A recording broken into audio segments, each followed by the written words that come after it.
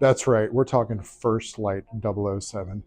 Here we are at the event. I'm at the Cicada in Los Angeles. I'm so excited to be here. Guys, they're very tight-nipped on what I can film and what I can't, but I'm bringing you as much as I can to showcase how great this game really is. And I'm telling you, I've had hands-on experience with it so far. You guys are going to be absolutely blown away at the details that were able to put into this game and all the little nods that us Bond fans are going to absolutely appreciate. I'm going to have not only a couple of shots, they're going to give me some great B-roll I'm going to show you guys.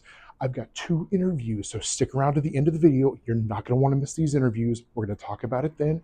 Again, welcome to the Bond Report. Here we go. Let me paint the picture for you. This event was held in downtown Los Angeles, California, at the historic Cicada Restaurant and Lounge. The Cicada has been a desired backdrop for countless films and TV series throughout the years.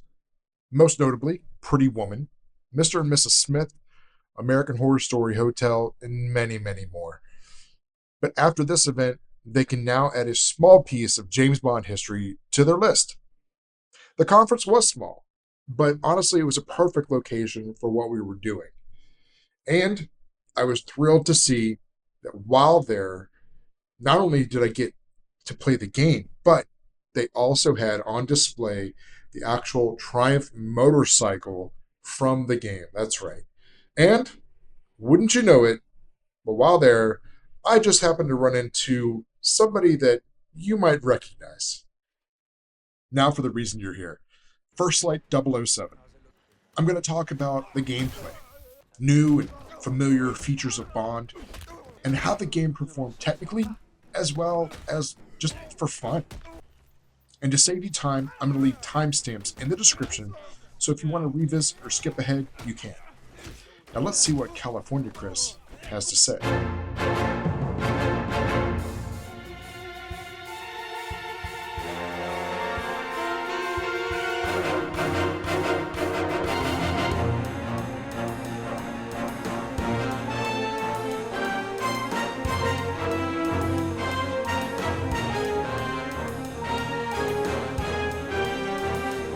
I'm here at the Santa Monica Pier.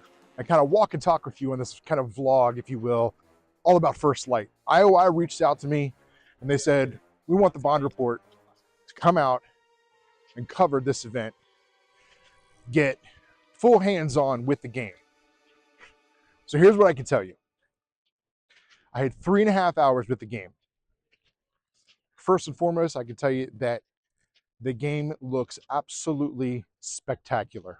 Bond plays like Bond. That's the thing you're going to love the most. These guys have done their homework so well that they have created the next generation of James Bond without the need for a film. And that's no small statement. Obviously, that's not an easy task to accomplish. But with Patrick Gibson and how well he does in this role, guys, I promise you, nobody's going to be disappointed. If anything, you should be extremely excited. In the first mission, you're not Bond yet. Remember, this story is all about how he becomes James Bond, or even starts his career in the 00 program. You're kind of thrown into the mix with nothing more than your wits and intuition to guide you. Here you learn to practice stealth, and the game is running on IOI's game engine, Glacier.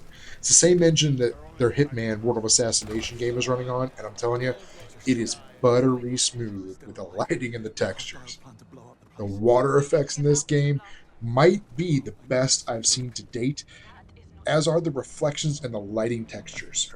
It all comes together very well, and combined, it keeps you in the story and allows the player to really step into the shoes of what it would be like to be a young James Bond as a Royal Naval officer dropped into a dangerous situation.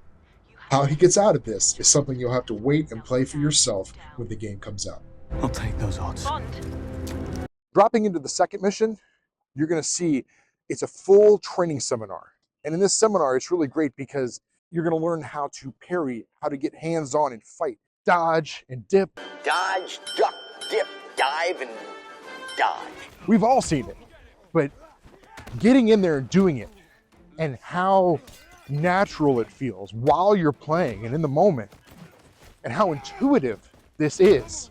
You're going to learn how to climb and use the environments, and you're also going to learn how to use all of the guns in the game. And I will tell you, one of my favorite things I've seen so far is that not only are you getting a variety of weapons, but each one of the weapons actually completely interacts differently. How you fire, how it aims, how it shoots and recoils, and how quick you can get back on target changes with each firearm, and that's extremely important. You don't see that a lot in games like this. That's more usually relegated to like a first-person shooter kind of feeling. This being a third-person adventure, I'm really glad that they took the time to nail all these things. And they even told us in the event that we should play this training seminar several times through to make sure we really got a feel before we jumped into the third mission, because the third mission is further in the game.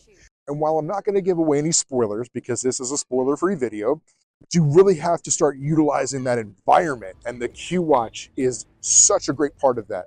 You can kind of scan the environment, see what you're looking for, see what's around, and how you can either utilize an air conditioner, a vacuum cleaner, turning on a radio to distract someone.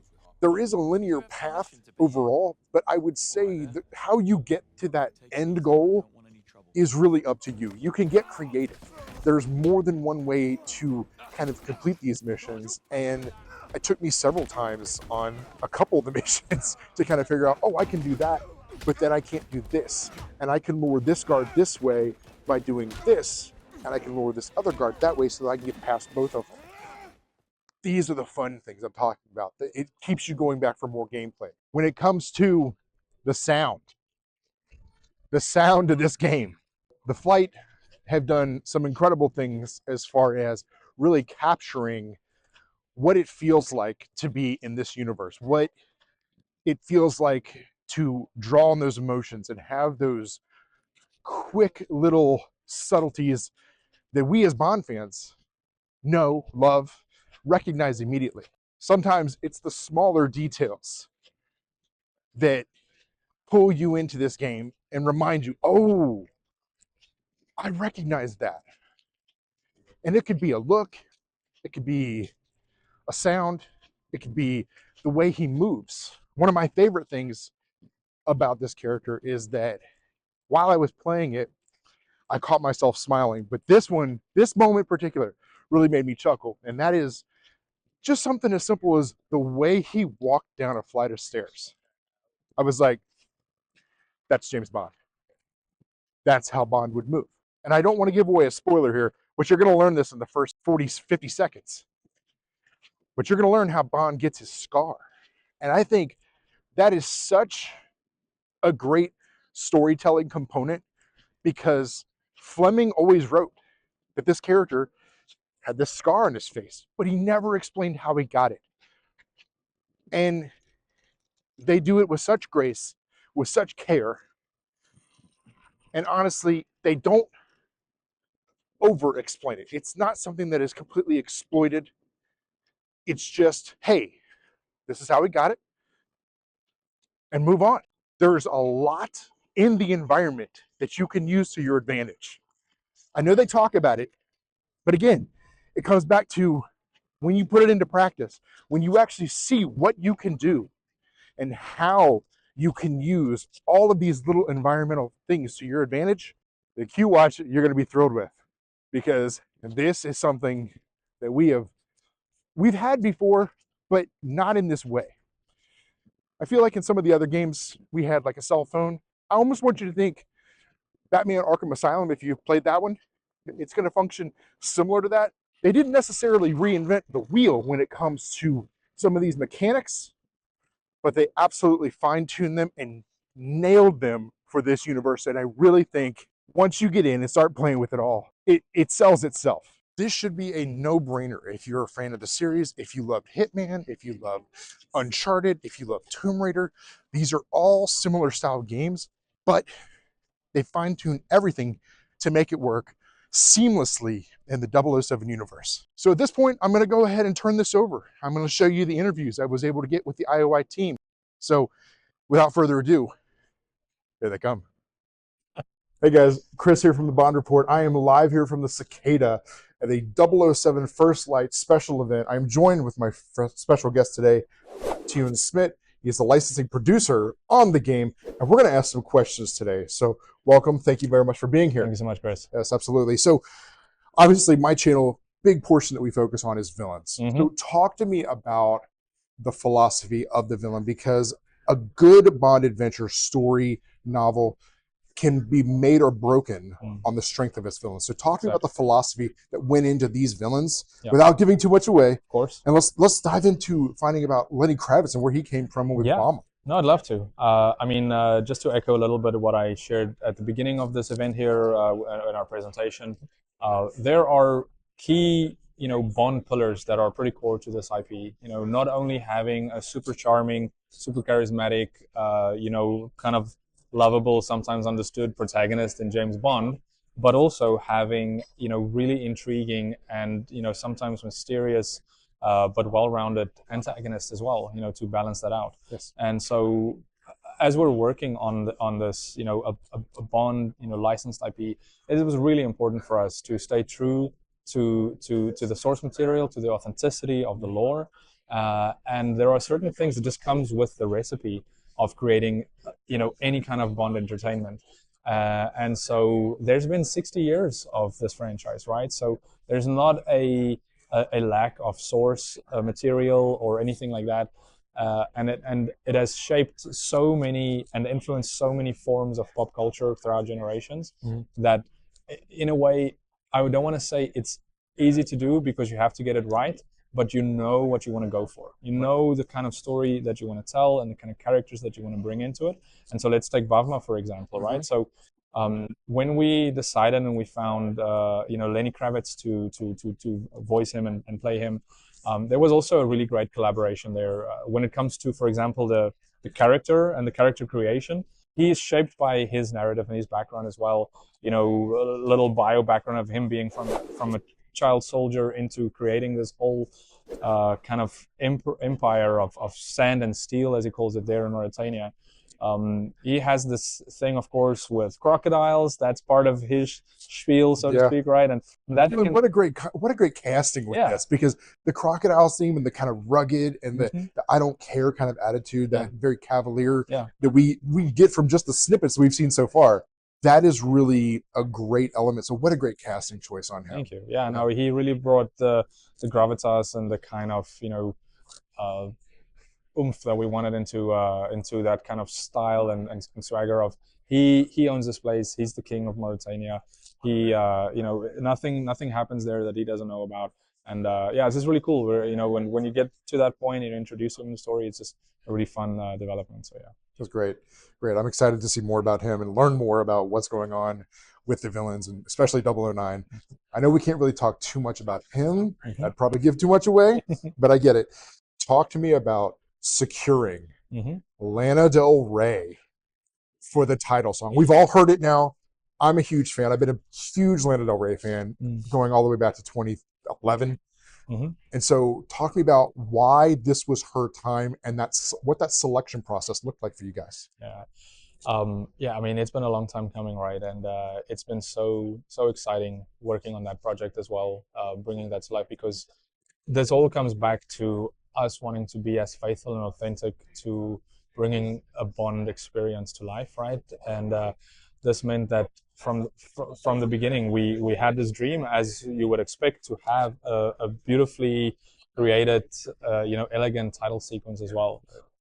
So we have obviously had the very great fortune of working with a lot of our legacy partners and folks from the film and the franchise. So we partnered up with David Arnold as well from early on, and knew that he is the man that we want to collaborate with on the composition, right? I mean, his work speaks for itself. Exactly. It's been such a great collaboration working with him. He's such a great guy, so humble, but so focused and talented. And so having him in the fold, we were like, we had some options of who do we want to be the voice talent for this, but all the way just rising out of the top, we just knew like it has to be Lana. Like Lana Del Rey her voice, that sultry smoothness, that elegance, that kind of like timelessness that she carries, who just fits so well to the Bond IP. And we just knew that, you know, this is the dream collaboration that we want to go for. So we went for it. You know, we obviously had our concept already planned out of this is kind of like what the sequence is going to be, brought them together, you know, took them through it, and then both from David and Lana's side, they from the get-go just like bought in and knew like this is something really exciting and special. So there were a lot of people involved in bringing this to life, and it's been just so cool and rewarding to see it pan out, and it's recently been revealed to the world. So. And with great success. Thank you so much. With great success. I mean, everyone I've talked to about it has really enjoyed the song. It's been a super successful launch with this. And I keep seeing the drops happening day after day. I know we're leading up. We've still got just under a month out. Theuns, I appreciate you being here. Yeah. Guys, stay tuned. I've got more coming. I'm here with the cinematic and narrative director, Martin Emborg, from 007 First Light. Thank you for being here, my friend. Thank you. It's a pleasure to meet you. So, working on this game, I'm sure, has been... I'm assuming you're a Bond fan. Oh, big time. Yeah. Great. I am too, just a little bit. Oh, shit. Yeah.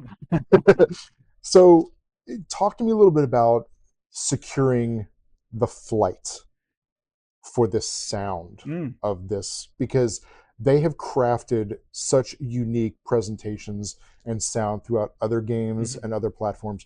Talk to me about why them for Bond.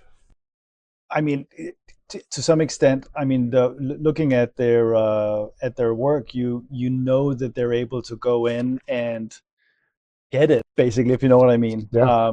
They deliver on a very high quality. Like it's very cinematic. It's very orchestral. I loved what they did on Alien Isolation. They really nailed it. It's all in the quality. Like there's intangibles that are present. Right. And so they brought that to this project as well, and they've been delightful to work with. Yeah. Wonderful. Yeah, and I know that they worked on God of War as well. Oh yeah. Yeah, right. I think it was Ragnarok. Somebody will correct me. They definitely did Assassin's Creed and Gotham Knights. Yeah, I mean, great guys, super talented. Yeah. Yeah. And a lot of fun. Now, were they part of? They're doing the score. I know as far as the sound goes and like all of the elements and everything, we've got other people involved with that, of course, creating that sound. But those two things are kind of cohesive, going hand in hand. Yeah, it's a storytelling component. Exactly. And our audio department are like they're ambitious, and I'm always amazed at the levels they get to of detail, and stuff reacts, music comes in, and how they're able to take the score and leverage that in all kinds of different areas, and it's just delightful. And particularly for something like Bond, where it's such a signature thing, and those vibes, those little vignettes, those little things that peek in will just give you goosebumps and elevate everything. Yep. So for Bond, music and sound, but particularly music, I mean, it's so important, and it's I'm thrilled at the result we have. Outstanding. Well, I'm glad to see you guys are continuing to make great choices, because from everything I've seen thus far, the game looks phenomenal and it sounds even better. So I know Hitman World of Assassination. Now, that is a completely different beast here. However, one of the things that IOI has done over the years is they're consistent in offering fantastic and value-driven DLC content. Talk to me about what players can expect when it comes to First Light and the DLC content that we might be looking at. I'm not sure we're talking that much about that stuff. We do have, what we have talked about is the tactical simulation volume in Q Branch, where you can go in and diegetically you replay your missions for training purposes under Dr. Selena Tan. And you can then augment or alter the experience or what happened for training purposes. Okay. And what that means for the player, obviously, is that you can go in and replay, and you can go in and you can equip different outfits, and you can have different enemies, and you can try different game modes and all that stuff. So we have a lot of that going on. There's going to be a lot of content there. Yeah. Well, guys, we've got more coming from First Light here in Los Angeles. Stay tuned, and thank you very much. I appreciate your time, my friend. Thank you. No problem. We'll see you soon. Now, I know a lot of you tech guys out there are going to be wondering, well, Chris, what did you play it on? How did it perform technically? Well, I'm glad you asked, because I know you will. So we played it on PC, and they had it set up to where you could do mouse and keyboard or a PlayStation 5 controller. Now, I've never been much of a mouse and keyboard kind of a guy myself. I've always been a console player. So, of course, I went with a PS5 controller. But as far as the performance, the lighting, the movement, the clarity, I don't know that I've seen a better looking game to date. It's so clean and crisp. It's so fluid, even when things get busy. Even when there was explosions and gunplay and people moving around. I've got 4 or 5 different NPCs, non-playable characters, on the screen with me. The only time I saw a hiccup in performance, that was just once, and you guys have probably seen this in some of the demo reels that IOI has put out for the game itself. But there's a scene where you have to get a camera. And one of the photographers in that room environment, there's probably roughly 150 NPCs walking around.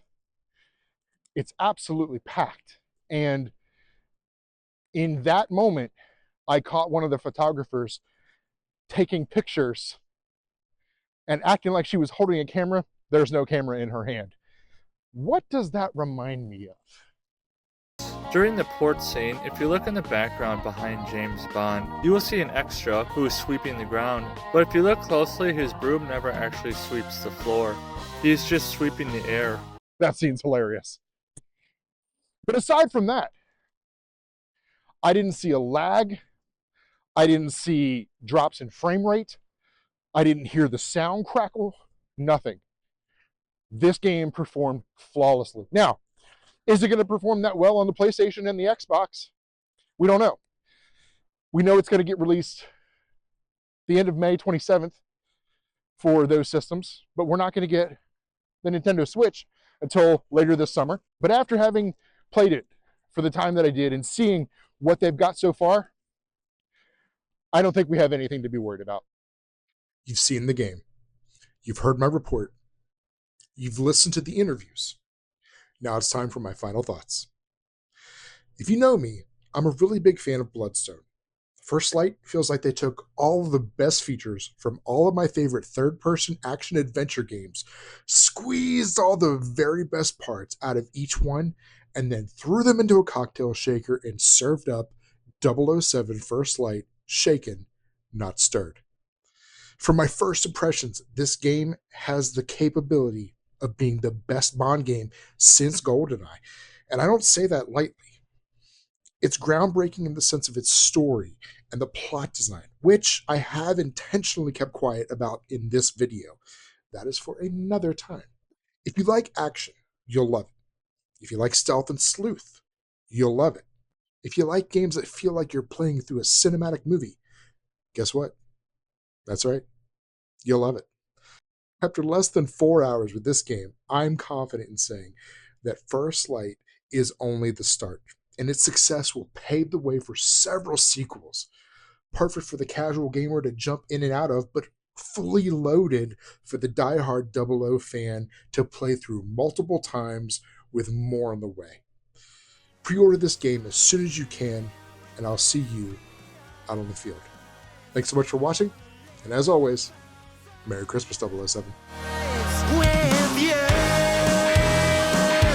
I'd live 1,000 lives. I'd live 1,000